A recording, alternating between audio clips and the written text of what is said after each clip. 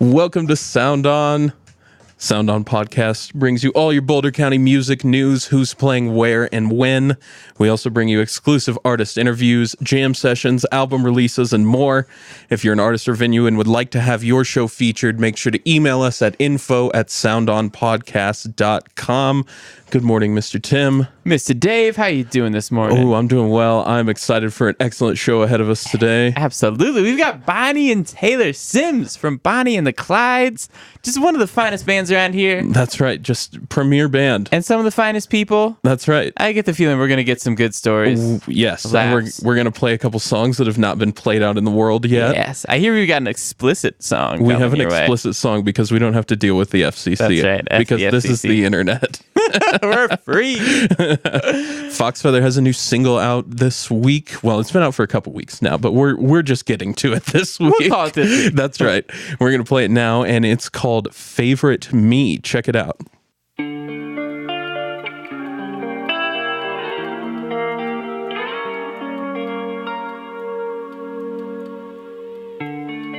I wake up early when you are there.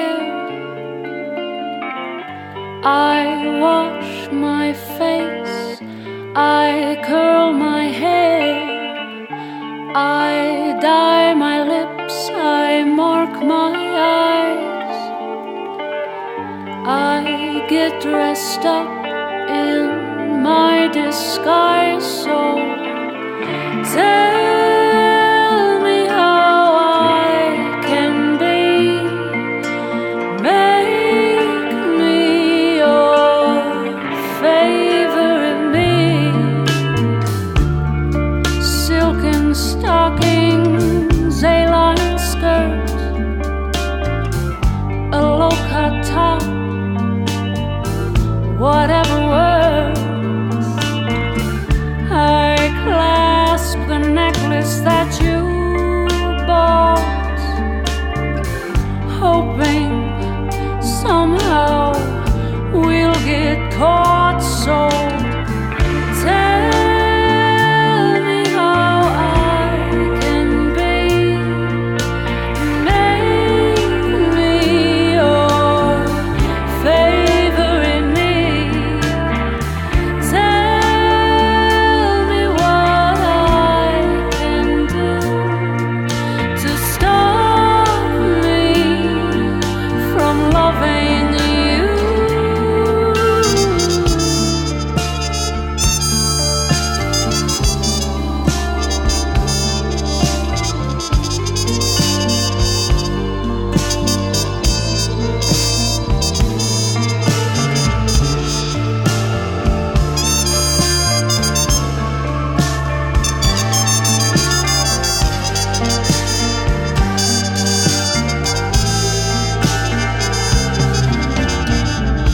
A tale that started in the spring. You'd make me your secret queen. Now my heart begins to bend.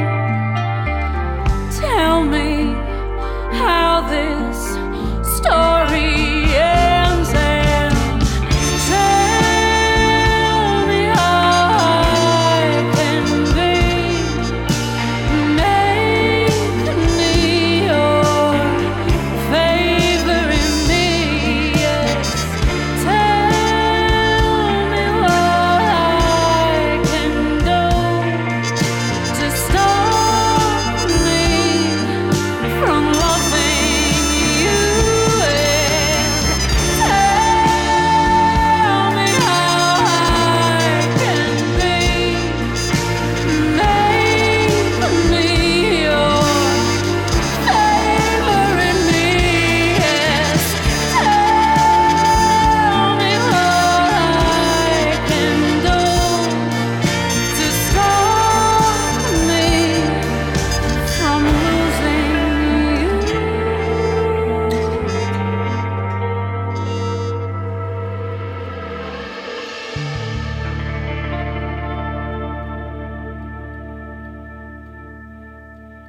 Oh yeah, Favorite Me by Foxfeather.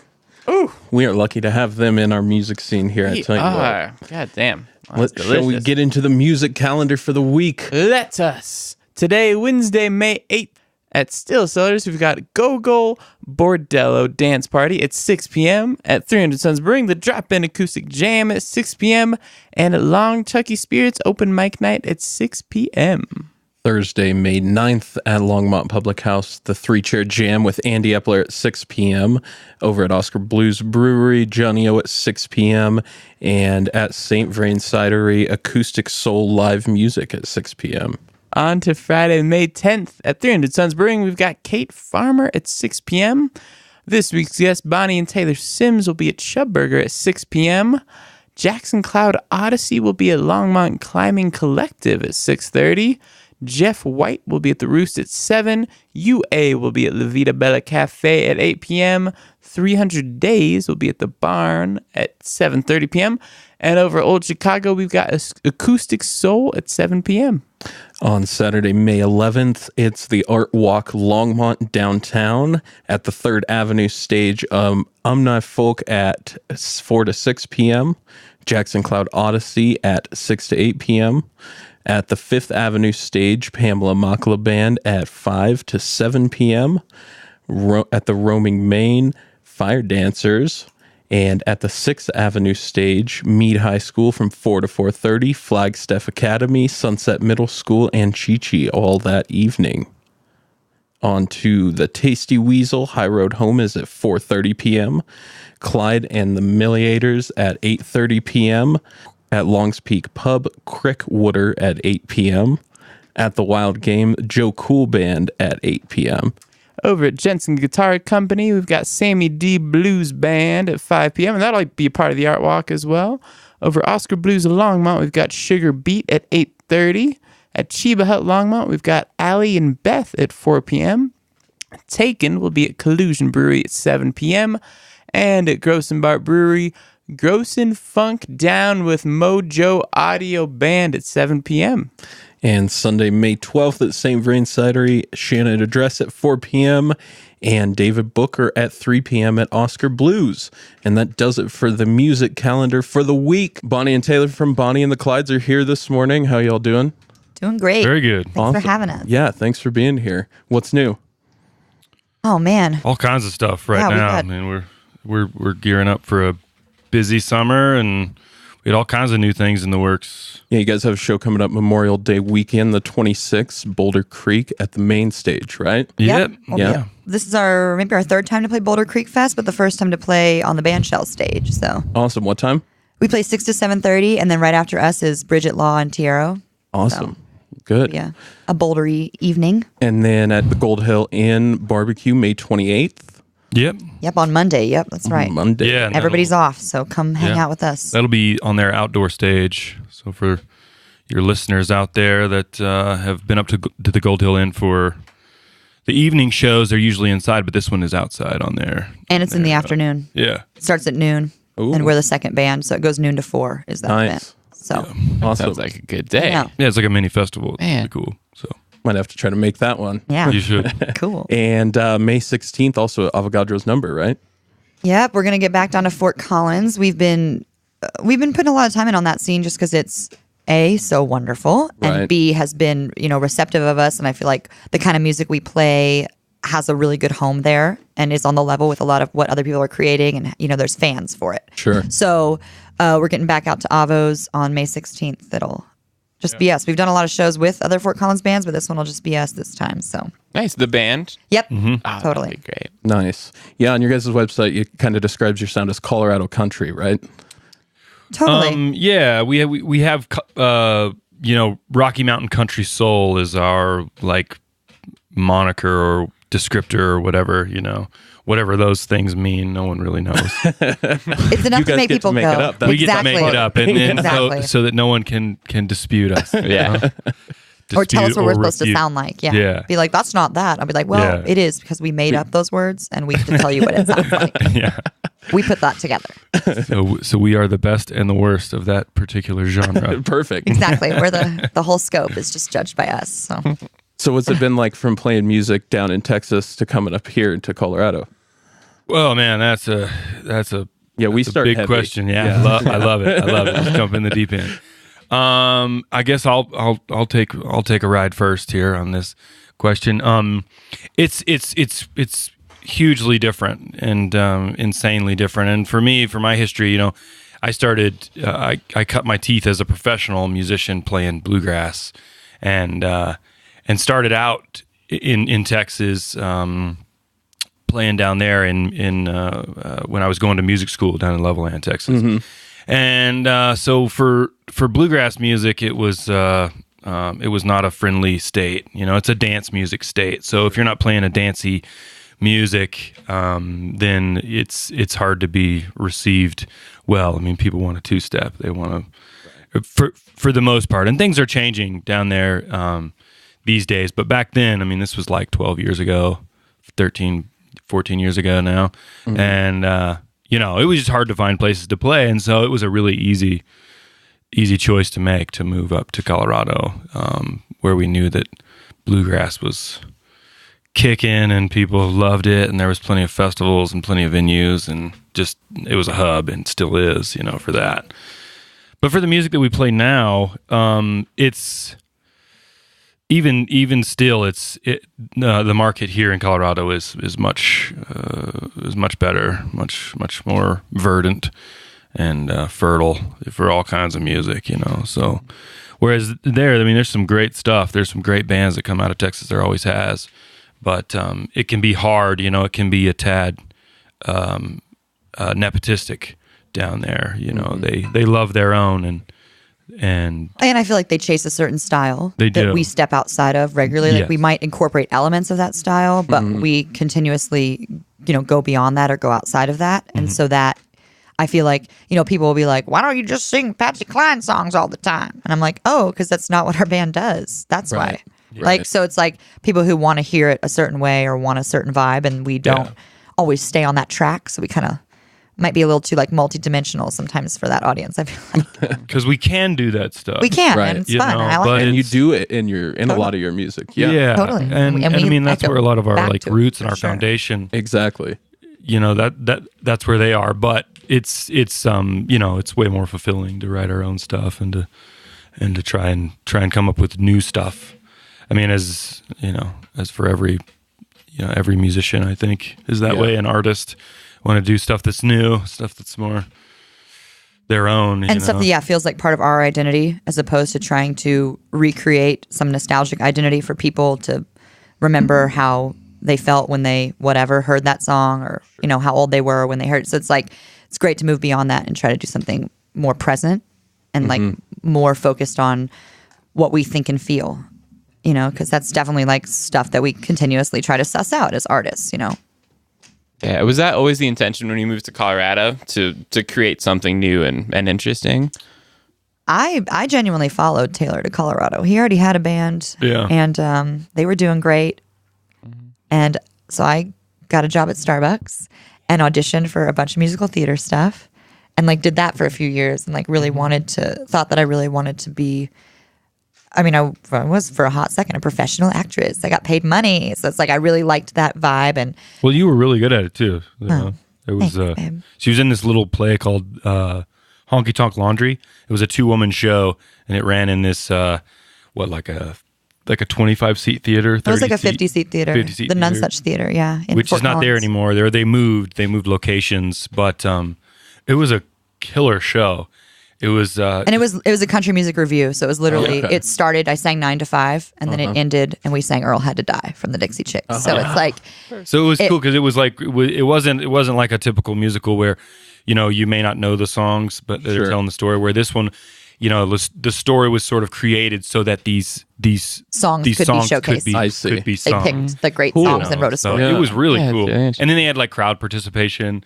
Yeah, we'd like pull somebody people every up night on stage, and berate them as the ex-husband of the other character. Be like, which happened to me. of course, his name was Earl. on opening night. I had to die. I got to play Earl on opening night. That's right. And so I did that for a while, and I love musical theater, but just wanted more freedom and more ability to create my own opportunity, as opposed to unless you start your own theater company. It's like you're looking for people to work for, basically, as opposed to having our own band.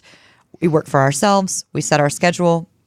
We get to say how regular we play and kind of like create the demand and then fill the demand, as opposed to be on anybody else's schedule or calendar, which is such a blessing and such like a freedom as a 30 something, it's in my 30s, like getting to just run our own life feels like a trick of some kind. So I'm gonna stick it out.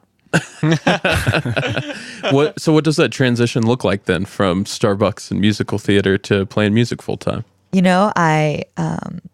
I started writing songs, and I was just kind of like, because I really didn't write songs growing up a lot, and was really pretty immersed in traditional music and in the in those kind of like the idea, like if nobody sings these songs, they're gonna go away. So like that, it's like kind of like your duty or your like birthright to like keep singing these songs.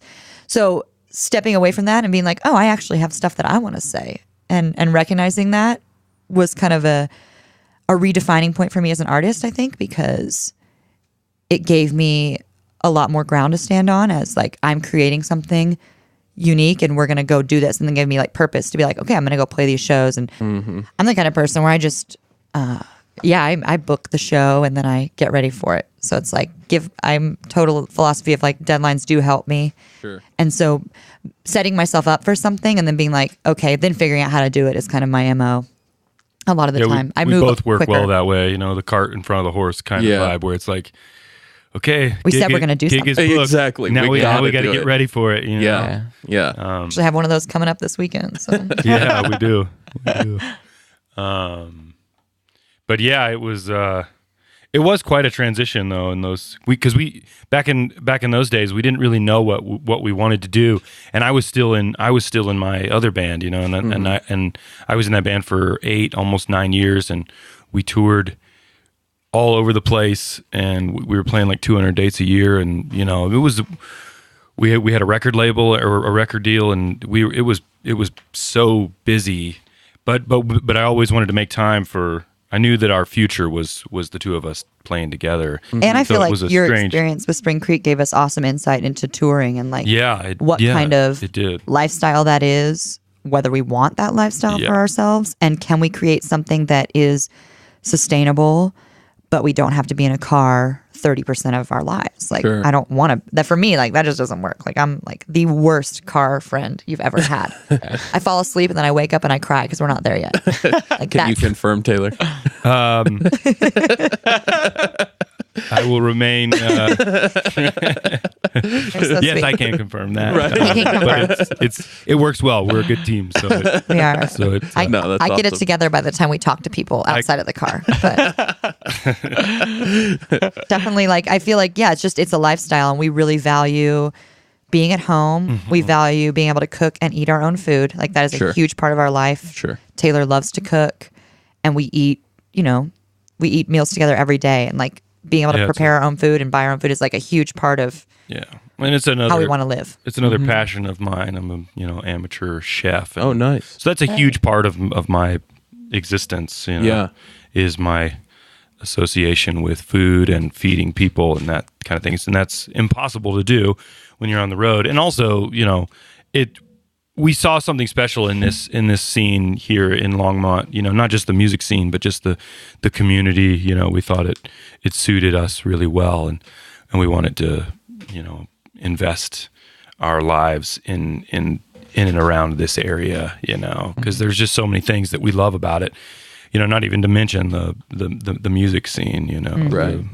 The mountains, and I'm an avid fly fisherman and kind of amateur mountaineer, and so I don't want to leave. Right. Yeah, we genuinely enjoy our life here, so it's like we want to spend as much time as we can, and we want to figure out a way to make our music successful and reach more ears. Like we would like to do both, and we don't think that the touring model works for us. So for us, it's been really cultivating, moving from brewery and bar scene to that next level of the Colorado shows of theaters, outdoor concert series, festivals, and trying to really zero in on the level of gig we book and kind of redefine who we are on the scene. So like the past, I feel like 2 years has been a lot of that, a lot of saying no to things because we want to create a certain perception, and we are working to create that perception. Sure. So, and we have good opportunities. So as opposed to working and playing 6 nights a week, I'm going to play the 3 good gigs a week that we get, you know? So just kind of like learning, for me on the business end, since I do all of the booking and all of the marketing and management of the band as well, learning what people are, first of all, what the band is willing to do, how much they want to work, and balancing that out with how we want to keep Bonnie and the Clydes present on the scene. Sure. And like balancing those 2 elements, you know, making sure that we can, you know, pay our band and make it good for them when we do play. Those are really important. How do you guys find that the scene reacts to that sort of thing? Pretty well, you know, at least in our experience with that. And one, we also try to keep it pretty diversified as well. You know, we do the duo, and we do, you know, some different stuff like Bonnie was mentioning earlier. We've got this kind of weird, cool thing coming up then this next Sunday, this like samba tonk thing. It's this fusion group. Gonna be at the Dairy Arts Center in Boulder, and it's like it's like a melding of like country and folk and American music, like you know, early American roots music, and then this Brazilian samba rhythm patterns, basically rhythms, and So we just happen to have some friends who do that style, and they were like, "Hey, let's try and like mash these 2 together." And so we're like, okay, whatever, let's give it a shot. I don't know what'll happen, you know? And so my point is we try to keep it diversified, and that helps us do things that are other than Bonnie and the Clydes. So that it's like people, you know, like for instance, we have like a little trio with this wonderful lady out of Fort Collins named Liz Barnez that we have affectionately named BLT. And like things like that, where it kind of feels like this like special kind of thing that we do on the side. And like Bonnie and the Clydes is what we consistently present. And then we have all these little offshoots of ways we like to express ourselves. Another way, like doing recitals with students, like we both teach and we both, you know, shepherd and like try to promote young talent and up and comers and give them any opportunities. If somebody wants to play music and they take lessons from me and they're like, I want to be in front of somebody doing this, I'm going to create that opportunity for them. Sure. I have the means to create that. Right. Bottom line, and I will give them that chance to see if it's what they really want to do, you know, to give them that taste of it. So I'm really big in that of like bringing people into the scene if they want to be on it, you know, because it feels like it's only going to make it better. Like if more people are writing songs, I'm going to have more, you know, it's just like, it's basic logic of like, the more output we have, the more great output we're going to have, you know? Sure. So I really value pushing people into the scene if they want to go. Like I love doing that. What does your teaching approach kind of look like? My teaching approach is like 100%. I actually went to this teaching workshop, so I learned like all this language that goes with what I do, which was really exciting. I'm completely student led. I literally I bring the person in and I say, okay, you wanted to take music lessons. Why? And then I let them tell me what they like about music. And then I say, okay, is this something that you want to have for yourself so you can be at home and make music? Or do you want to make music with other people? Or do you want to get in front of people and make music? And I kind of let them define like what relationship they want to have with it. And then I immediately am like, what's your favorite song? And then I print it off and I say, this is where we're going to start.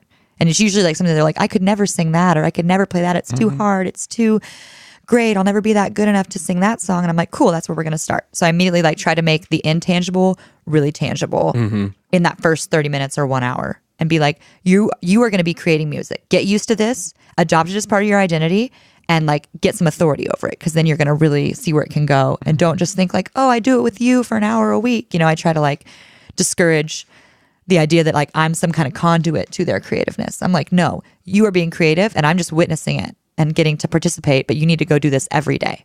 You know, that kind of thing. We both sort of push the model of fish versus fisherman kind of vibe, you know, where we want to facilitate, you know, we want to teach them how to facilitate it on their own, you know, and you know, basically what we both feel, and I might be speaking for Bonnie of this one, but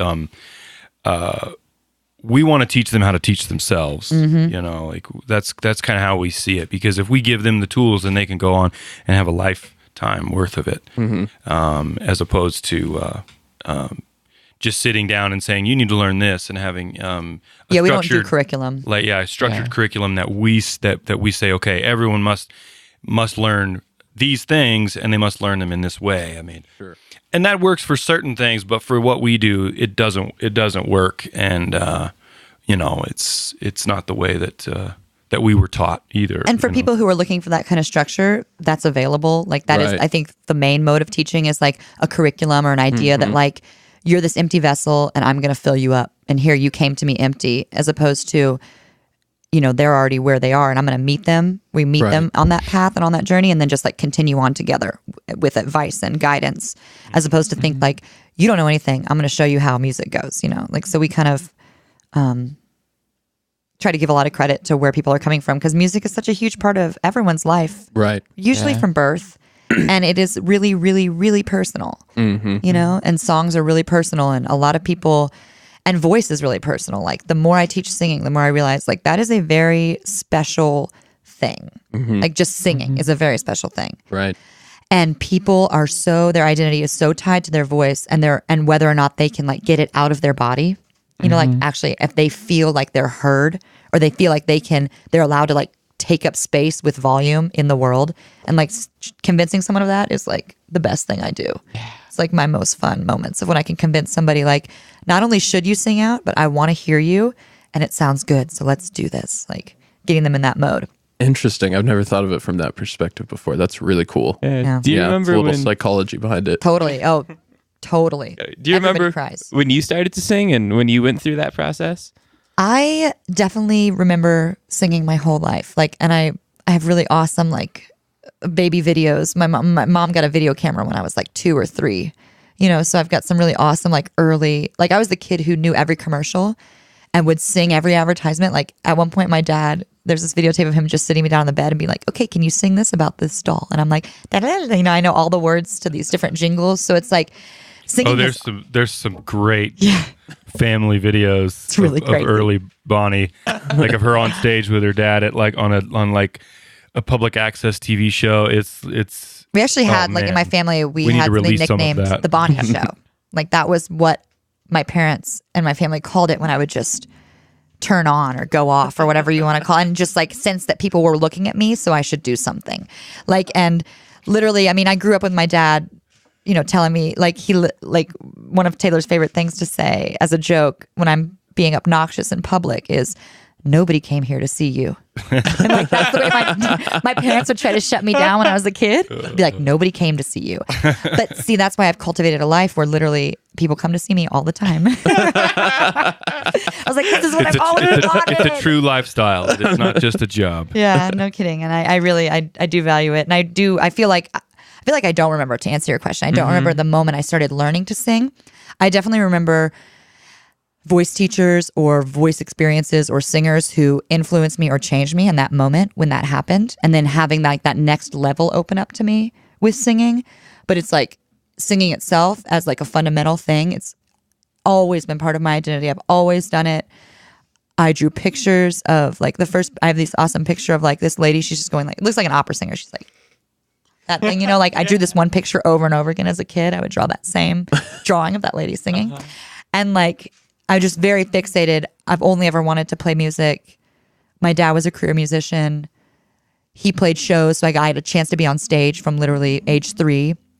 And I was the kind of kid who I would run up to be on stage and say, when he wasn't asking me to come up, I would like jump in with the punchline and scream it out, like literally.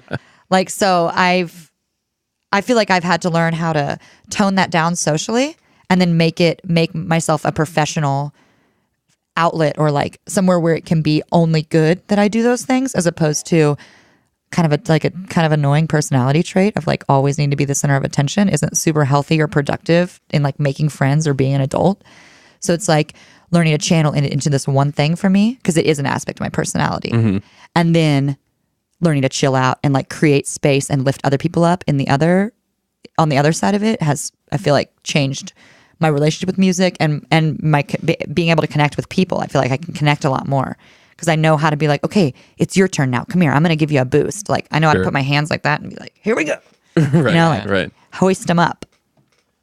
So That's awesome. So you guys have 4 studio albums out right now, right? yes. And a 5th one on the way. Fifth one Totally. on the way. Ooh. Can you talk about it? Oh, yeah, the 5th album. I mean, I'm really excited for this record.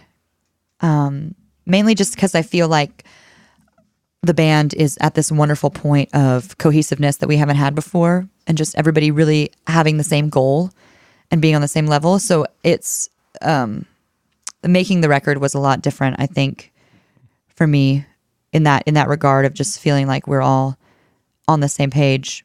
And then also having Taylor, I feel like we've evened up the singing, and like even though it's called Bonnie and the Clydes, it's very much a feature of me and him, you know? So having a more balanced record this time, like I think we have 9 songs and it's like half and half, 5 and 4. So as far as lead vocals and who's writing it. Yeah. We're writing a lot more together these days, which is good, which makes for a better product all the way around. And that's something that you hadn't done much in the past. Not really. It kind of came down to, once it was time for production or like pre-production for the record, we would have arrangement ideas and like slight changes. But with this one, we've involved each other in the writing process a lot more, from the first idea to the finished product, and it might not be like a straight down the middle co-write, but at least it's like we're getting better at bouncing ideas and being like, what do you think of this? How does this make you feel? Is this telling the story, or like, how does this strike you? We have that conversation a lot, or at least I do. Be like, how does this strike you? Whether it be a chord Like, sequence, what do you think I'm trying to say or about? a melody, And then or you like sing a something. story. Yeah, Yeah. totally. And so that's been very helpful, because for me as a writer, I know I'm not alone in this, where it's like I think half of my stuff is like absolute dog shit, and then half of it is like awesome. Could this even be that good? It's so fucking good. Is Oh this my that God. good right now? This is Oh my going to be God. a number 1 hit. Yeah, like Somebody call the radio. Wait, I'll do it. Seriously, and So it's equal parts. Yeah. That like, and I know again, I know I'm not alone in that, but that's sort of where I sit, and so it's nice to have somebody to pull you back off that ledge of self-deprecation, and then pull you out of the clouds when you're like losing yourself to your ego. well, and also like on the song like All My Love, for instance, like is one we sent to you that's going to be on the new record. When I was writing that song, I wrote it and I felt like it wasn't finished, and I played it for Tay and I said, I know the chorus is like stupid, it's too simple, I'm just saying the same thing like 4 times, like that's dumb. And he was literally like, you cannot change that chorus, that is so great, that's the best part of the song, like don't change it. So like things where it kind of shifts your own perception because of how somebody else feels about it. And I mean, that's happened. It happens with negative stuff enough as humans, right? Like, Right. why can't it happen with good stuff too? So it's like, I've totally like let myself love something because somebody else loves it. And like, that is a huge weight off. If it's like, oh, I don't have to like this for it to exist in the world. Like somebody else just said they liked it. And so like now that motivates me to sing it like crazy. Sure. Like it's crazy the effect that has Right. on feeling like, am I willing to put this out there? Like just having the outside support of one other person can be revolutionary. And Well, it can be enough to like keep the creative juices flowing, and like keep it, keep it fresh and keep it on that track to being finished. And one thing for me as a writer, I usually have a million irons in the fire, and then I have trouble finishing, or being okay with it being finished and not thinking that it needs more stuff, and so that's another way we work well together. And I'm the opposite. She's like the exact opposite, where she's much quicker to finish. I'm almost too quick. I'm like, I won't reconsider. I'm hard. It's hard for me to rewrite or edit. I'm like, no, I already did it like that. It's already right. It's very hard for me to change it once I've done it a certain way. So Tay really, Whereas I'll write a song for 10 years. and he'll change it. He'll play it in before every it's done. time signature, and he'll play it major and minor. He'll like try everything with Sure. it. Whereas opposed to if I find something that works, it's going to take a lot to get me to step off that little spot if I have a spot that works. And so he's consistently like, oh, try this with your song or this. So, and there's sometimes where I will get almost irritated for sure at that. I'll be like, why can't it just be good already? Almost irritated. But then other times I'm like, oh, you bitch, just listen up because that was a really good idea. And I'll be like, okay, let me play that like 3 times and like warm up to it. I literally have to warm myself up to it before I make any judgment and like hear it a few times and then be like, okay, now that I feel like I've heard them the same amount of times, because I'm always going to like what I heard first or what I heard more. Right. As for whatever reason, as a human. So was it an active decision to come together to write more? No, not really. It was sort of half necessity and half convenience, I guess, and then just kind of shedding those those Guardianship, oniony layers of the ego, where it's like you just hopefully you can just keep peeling those things back and be less attached. I think we've both gotten better at being creative as a skill set, and less of as a survival mode. Of being less like, of like this waiting is my around life. for Right. Inspirato, and then holding it tight, like it's going to just be carried away at any moment, and just being, we've both gotten better at that, where it's just, it's more about it's more about the skill, more about the trade Right. of it than it is about trying to capture this earth-shattering, Or like, it's like every song doesn't have to be like your 3-minute biography, every piece of you set to Right. music. Like it can be just a snippet or a feeling or a slice of your life. Everything doesn't have to be so like dramatically all-encompassing, which I feel like is what I had to get away from it with songwriting. Being like, feeling like every song was my last song to sing or to write. And like I needed to tell somebody this really important thing like that. Cologne of desperation is pretty stinky. So it's like getting out of that and having other ways to, like, we're doing this project right now where we're writing, we have to write 5 to 8-ish songs for a new musical that's getting produced by the city of Westminster and a theater group called the Catamounts. And so having this creative goal that has nothing to do with me is like setting me free a little bit because cool. I can just write about anything. I don't have to worry about what it's about. Someone's going to literally make up a story about that if they like it to incorporate the song somehow because it's going to be written around these musical pieces that we write. Yeah. So it's like last night I sat and I wrote 2 songs in the bathroom. It's like, and actually and I haven't written in a month or 2, like feeling like having the objective of somebody else's eyes to look through like was so freeing. And I was just like, oh, I can say anything I want. It's not about me anymore. It was a really cool like realization. And, That's awesome. Yeah, and that's kind of brings so many more interesting layers to the songs when all of a sudden like you're not attached to it in that way. Totally. Do you find like does it bring out different parts of like maybe even deeper parts of Yeah, I think of it like it yourself? makes it sadder. Like it makes it like I can really go really far and I'm not worried about what someone's going to think. Like, oh, they're going to think that like somebody's judgment of like you're not stable or you're not okay because you wrote this song that's like really, really sad or really heavy. Being like, oh, I can make it as intense as I want. Also because I'm feeling like, oh, this is the venue of musical theater. Like if there's anything they want, it's to feel. Like I'm not scared of putting a bunch of emotion into it. Whereas in my own style, I feel like I try to kind of like parcel that out and make it digestible for folks. And so I'm feeling like I don't have to do that in this setting, which is cool. That's awesome. Let's talk about All My Love because we're going to play that here in a minute. The Yeah. explicit version. Yes. Because we don't have to do it the FCC That's here. That's right. That's right. Well, All My Love is a tune that I wrote actually after I was with a bunch of songwriters and had this like my first Songwriter in the Round show actually that I'd ever been participated in. It was probably like 2 years ago-ish. And I went home from that experience and was immediately just like had to write a song. And I literally wrote this song in just a few minutes and I felt like it was something. So then that's when I played it for Tay and when he gave me the advice to like not change it. So it's really hard for me to, even though I do things and I feel like they're complete, then it's hard for me to like leave them alone. So to like actually leave it alone and be like, no, it's done is great. And to not like think that we need to add other chord changes because it's very simple. Just like the classic 1, 4, 5, 6 minor wagon wheel changes. Sure. Hell yeah. And then we throw in like a scary chord at the end, just to like keep people on the edge of their seats. Exactly, on their toes a little bit. Exactly. We don't want you to get too comfortable. You don't know what chord we're going to play next. You think you do, but you don't. And this is not out yet, right? It's not out. No, this is going to be, we've only released one single. We've released Hold On Me, and it's getting a bunch of play on 105.5, the Colorado Sound, which has been awesome. And this is hopefully poised to be our next single. And we're going to do an online release first and then do a digital release for this one. Awesome. All My Love, Bonnie and the Clydes.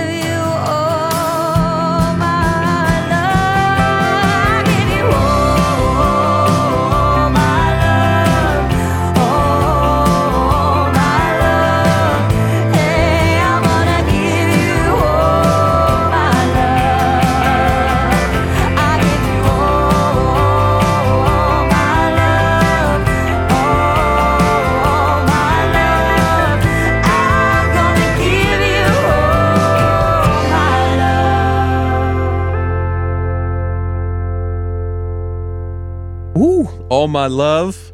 And we learned during the break that dial tones are in F. F, that's right. They are in F. We heard an airplane. We heard an airplane flying over, and since we're such since we're all such musical dorks, We were like, what we were like, key is oh, that that's- airplane in? what note? That plane is making the same. It was an F. That's the actual plane. Right, exactly. Just That's getting not the closer. mouth trumpet at We all. brought it in here to be a part of the interview. So plane, tell us about that songwriting process. Talk about your collaboration with. Oh man. So where'd you guys record that? What was the process of getting that down? We recorded up at Swing Fingers in Horsetooth Reservoir with Aaron Youngberg for this record. And that's actually where we recorded our first album as well. And we just kind of, when we were getting ready to make this record, we went back through and we listened to the tones on the four previous albums. And we just really felt like it was, his tones were head and shoulders, just really capturing who we are. And kind of like, he's really good at kind of capturing the breadth of the dynamic that we get, because I feel like sometimes other engineering situations where they kind of want you to make it easier for them and stay within a certain dynamic range so that they don't have to figure out how to get you down on tape and make it sound good. Right. But Double A, which is Aaron Youngberg, is married to another lady, or he's married to a lady named Aaron as well. So everybody always calls him Double A because that's how he spells his name. And then they call her E because she's Aaron with an E. So Double A, really is in tune with acoustic instruments, but then also has a lot of Americana country experience as well. He's a pedal steel player. He's recorded a lot of stuff in this realm. So we felt like he was just a great authority and has recently expanded his studio. I mean, it's an incredible space up there. It really is. It's killer. It's one of the best in the area as far as tones and vibes. And he's also a great friend of ours. He's a banjo player, and he plays in a band called FY5, and they've been touring around the area for the better part of 15 years now. Yeah, something like that. And we used to, with my old band Spring Creek, we were sort of, they were like a brother band to ours. We played a lot of shows together. We had the same booking agent, and so we would do a lot of shows. And so we got to know Aaron and E, and she plays bass, and so they're a musical couple similar to us. And we've actually done some musical couple power band together things. Yeah, like we played last year at the Left Hand Oktoberfest. No, Is that what it was? the Hops and Handrails. The Hops and Handrails, In show. March. So with them, it was Bonnie and I and Aaron Youngberg, and so they're great friends, and he's super talented, and so that's. We always knew that we wanted to get back to his studio, and whenever he added on and expanded his tracking room, it was a much more viable option for the full band to be there and tracking drums and bass. And I mean, and most of this album, I'd say 90% of this album is tracked live. Yeah, we did it together in 3 days. We tried to do as minimal amount of overdubs as possible, and so the vocals were all recorded. We sang separately, after, obviously. but a lion's share of the playing is all live tracked, and so Which we just think gives it a better overall energy. yeah, it feels better. It feels better from start to finish each song. You can kind of like feel like you're on the ride, and it doesn't feel quantified or all sterilized and manipulated. Frankenstein together. Right. Which is cool too. Like there's elements of like doing stuff in the studio where they created something that is never going to happen live. And like we did that a little bit on our second record where we had like a string section on a song and lots of background vocals and stuff. But with this record, and I think more just like our huge connection is how we play live. Like that's what people get into for us, and that's what people, I feel like, remember about us. So like getting a record that was evidence of that was our goal this time, creating something that we could reproduce live and that had the same kind of feeling or energy. Because like the number one feedback that we get from people is, wow, you look like you're having so much fun. Wow, your energy is amazing. Like I can't even, like it's mostly related to those kind of things of like how we're making people feel. So it's like, I want to chase that because I think that's the real connection. I mean, and we still get like nice compliments of like, oh, you sound good, or you have a nice voice and stuff like that, which is great. But it like feels so much more real when someone comes up and they're like, you made me cry, or you made me like stand up and I couldn't sit down when you started playing. I had to get out of my chair. When they actually, something physical happens to them, that's when I'm like, oh, we did something here. It's not like they go, oh, you have a good voice. Like that feels like, it's like very, it's not empty. It's nice. I get what they're trying to say, but it just feels like it's like in one level, it's like, oh, you missed the point. Right. That, You know? yeah, no, that's awesome. I feel the same way about playing I would much rather play live into an audience, but I haven't done like a ton of recording live in the studio. What do you guys find like the difference is other than just, the cohesiveness? Well, like the difference between live to studio, like live in the studio versus like tracked separately. Oh, yeah. Yeah, it's mostly a vibe thing, I think. And I don't know that the average listener would be able to tell the difference, or even other musicians. I mean, it's all about capturing that vibe. And I feel that if you can facilitate that live playing, that live tracking, it does make the songs for me more listenable. From start to finish, and it maintains that human element. Because there will be a little thing here or there that you might hear that'll be like, oh well. Shit, maybe I wish I could go back and fix that, but sure, that's what you played. That's what it sounded like, and unless it's glaring, I think it keeps you from like falling into trying to make it perfect, and then falling into the minutia of like picking out every last little thing. Because when you're playing live, and we play live all the time, 95% of our musical performances are playing live for people at shows, and they just, music is it's that art form that is, it's there and then it's gone, Sure. It's attack and decay, and the difference between those two is really, really short, or the time. And so, it just flows right past you, and most of the time it's all about how it feels and not about perfection. And so we're trying to, I think like a huge shift for us was like letting this record be about how it feels, and not be about the band that our musical connection as the five of us together and what we sound like, and not, there've been other times, for me personally, where it's like I feel like I need to manipulate, or just like, oh, I want it to sound like this from the outset, like I want to sound like this, and that's always I'm learning that that's not a good way to approach it, just to be comfortable with how it sounds and comfortable with how it feels to listen to your own music, and whether it be good or bad, that's not my monkey in that circus, that's for the listener to decide, and so I have to be okay with that. Well, and with singing especially, like I feel like when you hear somebody trying, there's a huge difference between somebody singing for you, like when they're in a room with you and they're actually singing for you, right, versus I'm in a room by myself and I'm trying to make this right. So like I felt like on every other record before this one, I really sterilized what I did vocally to appear correct, and to not be too wild or too out there, which is what I do live. So like letting go of that, and it was just hard for me to hear it back. I mean, I had a moment in this last record where, on All My Love actually, where I said to AA, I was like, I don't like the way I'm singing this because I don't think it's pretty. Like it doesn't sound pretty. And he goes, is this a pretty song? And then I was like, I didn't really have an answer for that. And then he was like, why do you want to be a pretty singer? He said, there's a lot more interesting things to be other than pretty. He was like, I would never say that you were a pretty singer, but I would describe it, you're an interesting singer. You're like an emotion, like I have all these other things.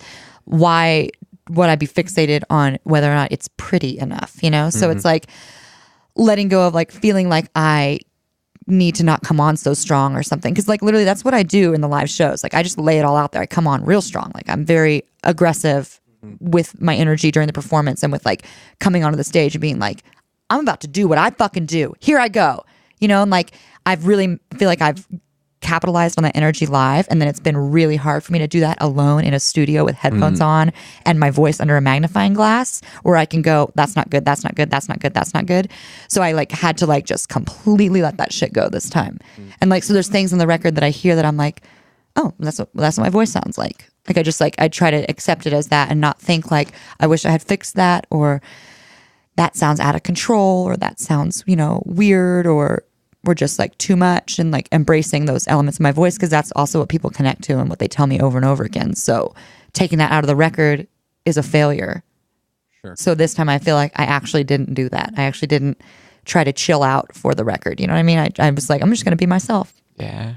So, let's talk about Let It Play because we're going to play that one too. Yeah. Did you guys track that live or separately? Or? That one was, I think that one The whole thing was live. might be the most live that we did. I don't think we had any overdubs. I think everything was tracked live, and then the singing was obviously after the fact. But yeah, I might be wrong with that. But I think this one was all one take. Yeah. I mean, it wasn't the first take, but it was all one take. Everything that you'll hear, apart from the singing. So, and we honestly we only did a handful of takes for each song because the longer you stand there and play it over and over again, the more quality and life just slowly leaks away from what you're trying to create. Yeah, I think and the number for me engineers is who 4. have you, That makes sense. if they're after making you take the it, fourth take, it's like. it's like we'll come back to it. Yeah, We'll move on to something's another not song. working if we Totally. haven't got it in 4 takes, you know. Yeah, exactly. Or if it's not feeling right in 4 takes. I mean, I remember one recording session, and we had like 18 takes of one song, and I was about at my wit's end. There was a lot of things with that recording session that were really hard, and like I left the studio crying, calling my mom on the phone, wondering what the hell I was doing with my life, 17 takes. And then we came back into the studio and the producer was like, yeah, I listened back and the second take is the one we're going to use. I was like, you fucking dick. You That's how it fucking works. dickhead. Well, it's so true. Like I feel like the more takes you do, the more it just whatever is wrong just gets more wrong and more wrong Yeah. and more wrong because the studio is not the time to fix anything. Right. If you're going to the studio to get better, you're wasting everyone's time and your money. Like it's like you better be over prepared for the studio. So it's like this time I feel like we felt genuinely over prepared on these songs because we also kind of waited. We waited longer between the 4th and 5th album than we have for any of the previous ones. I see. And part of that was Yeah, because we were kind of on had, one album a year for a little bit, like maybe 18 months, or an album every 18 months or something. And this one, it's been And it's been, it's been, 2 years, over 2 years, I guess. yeah, Is that right? I guess so. I think there was somebody with I don't know. 2016. Yeah, so we really wanted to feel like we had the right stuff to go into the studio this time, as far as personnel and band and vibes and groove. The rhythm section is a huge part of that, and just like getting that, feeling like that got locked in and fluid before we started this process was really important. So Yeah, let's hear this. Let's hear this track. Yeah. let it play. Awesome. We'll get you guys set up to play a song live during the song here. Sure. During Let It Play. Thanks for stopping by. Yeah, thanks for Yeah, having thank us, you David and guys. Tim. Yeah. much. Yeah, Thank we you. could talk longer, but like it. everybody's got places to be. So. Thanks, All right, David. here we go. Let It Play from the new album.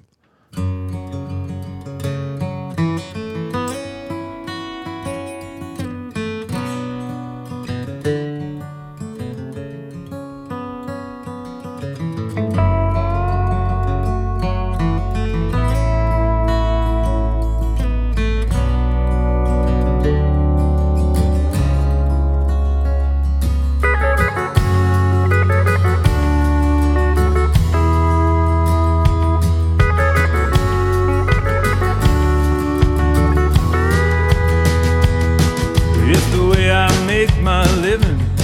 It's the way I pay my dues. It's the way that keeps on giving me and taking away the blues. It's a dawn when the night is crying and the truth seems far away. It's the beauty when your heart is breaking and there's nothing left to say. Let it play. Let it play. Let it play, let it play.